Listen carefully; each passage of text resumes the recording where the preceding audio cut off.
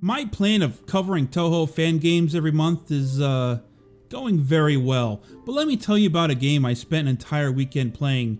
As a hardcore veteran of the tower defense genre, it intrigued me, and the art style has a lot of charm, so of course I had to check it out.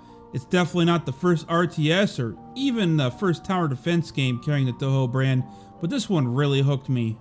You start off with a map of Gensokyo where you will embark on your first mission, and surprisingly, there is indeed a story with full comic style art. It's your usual Touhou fare. Someone somewhere has fucked something up and now Raymoo has to go slap some bitches. Really, most Touhou stories can be described as hoes mad, but in this one, we'll have someone to blame at the end. Before we begin, I should mention that this game is fully translated by the studio out of Shanghai that made it, and it's fairly serviceable. You may find some typos, graphical glitches, or other things occasionally wrong, but that's how you know you're playing a Touhou Fan game. First mission throws you right in with barely any explanation. This will be a common theme, but don't worry, you get some tips on the loading screen which display for all about 1 second on my computer, but it's fairly simple to start. You gotta stop whatever from reaching your base by placing towers and fighting them. The towers, of course, are actually Touhous themselves, who you will pick up and throw around to ideal spots to mass murder fairies. And you yourself are also a Touhou, so what do they mean by this? You start as Raymoo, but you can change to 3 other playable classes as well. Raymoo is balanced with a ranged basic attack, a spell to bonk enemies, and a second spell that does a lot of damage. Yomu has a basic attack that cleaves ground foes, and you can use her skill to do damage in a line. Her final skill lets you do maximum damage to a couple targets in front of her. Mononobe is for the elitists or people that play shit like Dota. Her basic bounces off of enemies, letting you tear through packs. You can also use her first skill to create a tornado that stalls for time and sucks enemies in, which you can then combo with her fire attack and burn everything to pieces. And if you buy the Professor Cherno DLC, you can play as this stupid fairy that does literally 1 damage to enemies, but does have a large AP pool so she can continue doing no damage.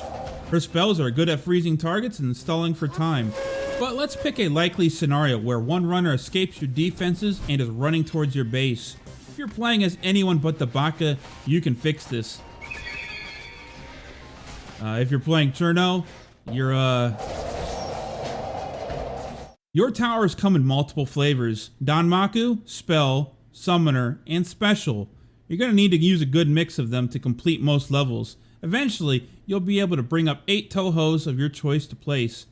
Your playable character cannot take damage or block any enemies, so don't be afraid to get in their face. The heart counter in the corner is just the remaining HP of your base. If you don't fuck up horribly, you can get 3 stars at the end. You don't need to actually have full HP to get 3 stars either, just not let more than 1 or 2 get away. And you're going to want to 3-star all your missions because you use those stars to spend on skills.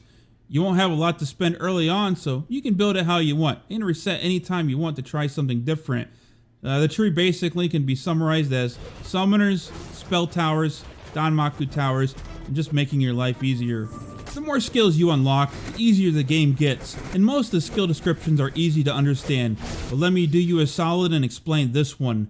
When I saw this Yokai Mage skill, I thought to myself, wow, this is OP. Upgrading to the final tier is usually very expensive, especially on spell towers. Now I'll just spam tier 5 spell towers everywhere.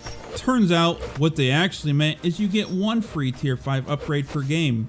But this is still quite powerful, as in later missions where low tier towers struggle even on the first waves, I start resorting to rushing Yuyuko to tier 5 as soon as possible. And the enemy does not have a plan for a powerful Yuyuko on the first wave. In the early missions, I like spamming multiple towers to increase my coverage and number of friends on the field should I want a tea party later. If you play on easy or normal, you can get away with this awful strategy, but on hard and lunatic, this will eventually become a problem. Besides doing more damage and having more range and speed, towers gain abilities as you level them. Yuyuko at 1 and 2 will simply smile and cast butterflies at the enemy. At 3 and 4, she will launch a butterfly wave that hits all units in a line for massive damage. And at tier 5, she'll make butterflies out of their corpses.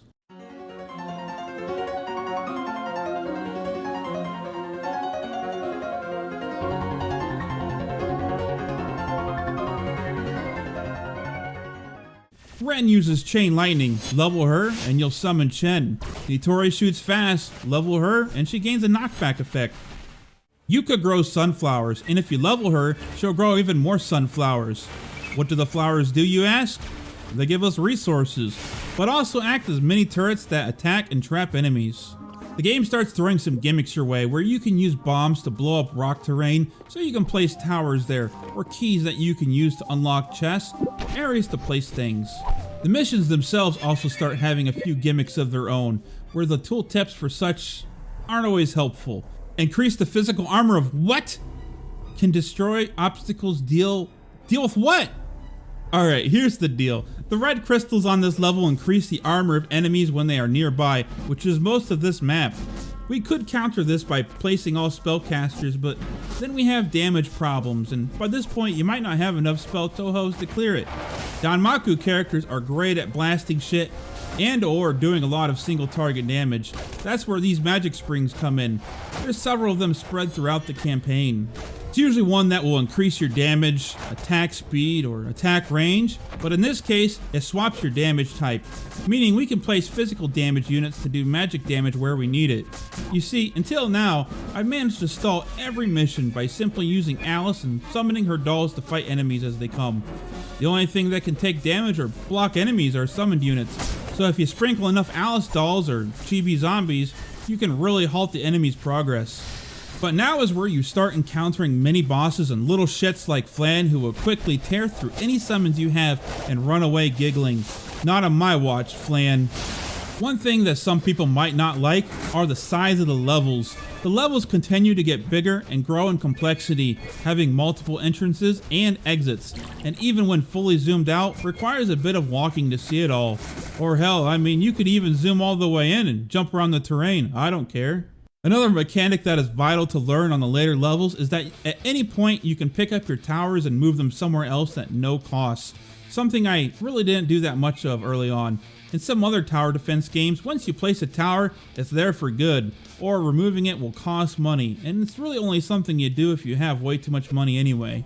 So let me show you an example. It took me multiple attempts to beat this level here. First, I tried spreading my coverage at the start so I could address all the lanes. This works until it starts spawning Yugis who have a ton of health and cannot be slowed or stopped, and Koishi, who will, after being threatened, go invisible for a few seconds, allowing them to run through danger. After that failure, I decide that, well, I'll just build all my units in the back so I can consolidate my defenses and have a few higher tier towers to fight them. This fails even quicker because now I can't stop them in time. Some units in the game like Ren or those spider things will conjure little shits the longer they are on the map. So if you don't deal with them quickly, you will get overrun. So how do we fix this problem? At the start of every wave, it shows you where the mobs are coming from, where they are going, and what units they are. You need to pay close attention to this, because in the first several waves, they only spawn from a couple entrances, meaning I can heavily invest in just like 3 or so units, and then throw them around to deal with them. This gives me enough time to raise multiple tier 5 towers that can kill the mini bosses easily. This goes well enough until the end. There is a ghost ship that appears in the river, and despite me having units nearby that can hit them, they still have enough time to vomit out an entire army for me to deal with. I cut it really close on the final wave where I am trying to stall the best I can, trying to run back and grab every tower I have to bring to the end line. Luckily, Yukari helps me out by summoning a tram to hit them, giving me just enough time to bring another tower. Really, I should have invested in more AoE units, but somehow I managed to hold on. I'll spare showing you some of the levels so I can leave some of the mystery of the game for you to find out. There's plenty of room to experiment with different setups. If I had one complaint, it's the music. The game has about 3 tracks and they get old pretty fast. But I won't mail the devs live bees over this since they acknowledge this is an issue on their roadmap. That, I simply want more. There's a lot of potential to expand on, but they just recently added a Steam workshop. But I wouldn't expect too much. Normal people don't play Touhou Fan games, but you already knew that. Even after you beat the game, each mission has a hero mode and a challenge mode for you to try. Each one gets you an additional star so you can use that as a skill point. You'll also gain access to a couple X levels once you complete the story. I'll show you one of them because I want to redeem the bad things I said about Cherno. On one of the X levels, you're fighting a lot of Yukuris, and these fat bouncing heads are slow but have health in the thousands. You can't really do damage to them no matter what hero you're using, but Professo can stall them forever while Marissa fires her laser. The game is just 19 bucks on Steam, so give it a try sometime if you like tower defense games. This one is single player only, but I imagine that won't be a problem for most of you. But if you have another weeb friend and need multiplayer, then maybe try Gensokyo Defenders, another tower defense game that I played and would like to cover at some point. I'll try and have the next Touhou Fan game review out faster. I'm also considering an experiment with sometimes using a shorter format for games where I just shitpost about it for 3 minutes or less instead of trying to give a more proper review. It'll reduce my workload, maintain my sanity, and keep videos coming out a bit more often. So let me know if this interests you. I promise I won't FUMO post too often. I don't know. As always, thank you for watching. I'll see you in the next video. What, just go? Whatever. Yep, right now, right now. It, right? Oh, no. Now I'm nervous. Talk to me about something else. Of course not. Maybe I just want to create a miracle. As for the whole world creating soul thing, I heard it from a smart-looking ice fairy. What? A smart-looking ice fairy? Wait a minute. You believe what she said?